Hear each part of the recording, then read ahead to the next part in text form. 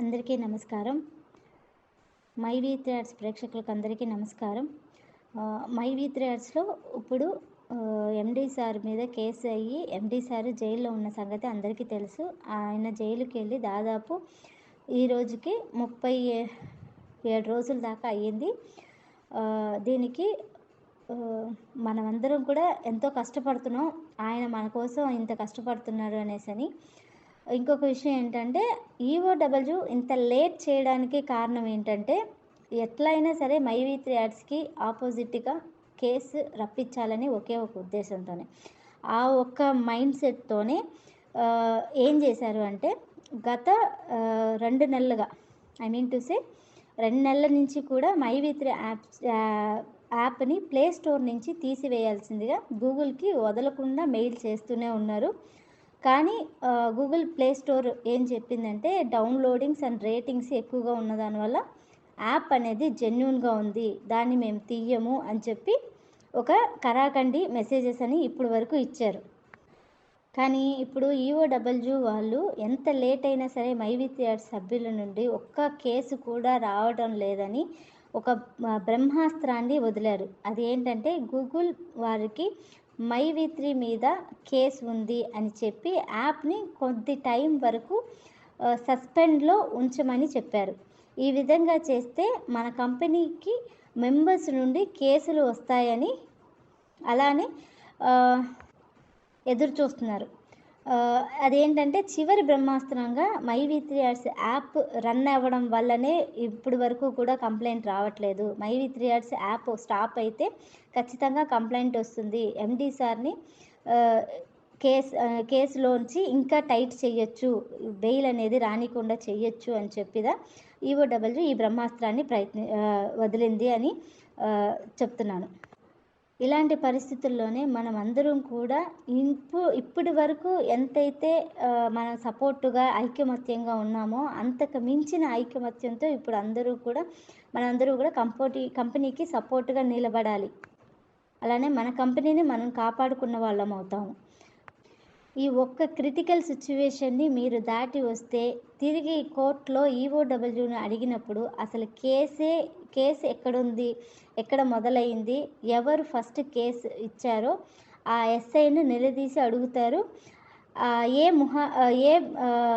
ఏది దృష్టిలో పెట్టుకొని మీరు కంపెనీ మీద కేసు పెట్టారు అని చెప్పి ఎస్ఐని ఖచ్చితంగా క్వశ్చన్ చేసి ఆయనకి అన్ని రకాలుగా టైట్ చేసి ఎంక్వైరీ అనేది పెడతారు. అప్పుడు అతను ఏం చెప్తాడు, యాక్చువల్గా జరిగింది ఏంటి అనేది వివరంగా చెప్పడం స్టార్ట్ చేస్తారు. పొలిటికల్ ఒత్తిడి వల్లనే ఇలా చేయవలసి వచ్చిందని అతను నోరు తెరిచి ఓపెన్గా ఒప్పుకున్నాడు. అంటే ఆ పొలిటికల్ లీడర్ ఎవరు అని అడిగినప్పుడు ఆ పొలిటికల్ లీడర్కి బినామీగా ఒక సపోర్టర్గా ఉన్న అశోక్ శ్రీనిధి లాంటి వాళ్ళని బయటకు వచ్చి వాళ్ళని కవర్ చేసుకొని కంపెనీ మీద కేసులు పెట్టి చేయాలని చెప్పి చూస్తున్నారు. అలానే ఇప్పుడు మన కంపెనీకి సపోర్టుగా దాదాపు 7,600 మంది కేసు అనేది అశోక్ శ్రీనిధి మీద పెట్టారు. ఇప్పుడు కంపెనీకి సపోర్ట్గా మనకి ఎటువంటి కేసులు రాకోకుండా కంపెనీకి సపోర్ట్గా మనందరం నిలబడ్డామంటే నెక్స్ట్ ఏంటంటే అతని మీద రివర్స్ కేసులు అనేవి ఈ కేసులన్నిటిని కూడా హ్యాండ్ ఓవర్ చేసుకొని ఈ 7,600 కేసులకి కూడా వాళ్ళు బదులు చెప్పవలసిన సిచ్యువేషన్ అనేది రాబోతుంది.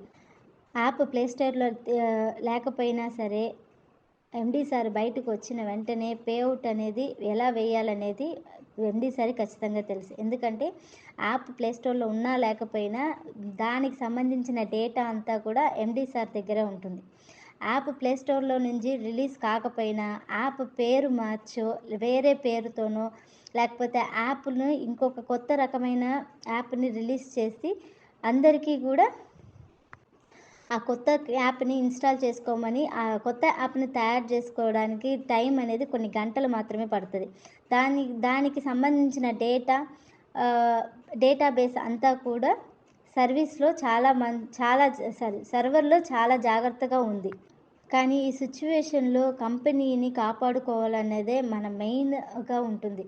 కాబట్టి మూసివేయాలన్నా మనసులో ఉన్న ఆ ఆలోచనని మనం తిప్పి కొట్టాలి అంటే, వాళ్ళు వదిలిన ఈ బ్రహ్మస్థానాన్ని మనం తిప్పి కొట్టాలి.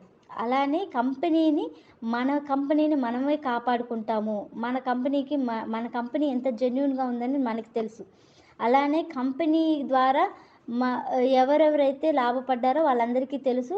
అలానే కొత్త వాళ్ళకి కష్టం ఉంటుంది, నేను కాదనట్లేదు. అలానే కొత్త వాళ్ళు కూడా ఇన్ని రోజులు ఓపిక పట్టారు. ఇంకా కొన్ని రోజులు ఓపిక పట్టారంటే ఖచ్చితంగా గూడా ఎండీ సార్‌కి బెయిల్ వచ్చేంత వరకే మనం ఈ సమస్య అనేది ఎదుర్కోవాల్సి ఉంటుంది. ఎండీ సార్‌కి బెయిల్ వచ్చిన తర్వాత మన సమస్యలన్నీ కూడా పూర్తయిపోతాయి.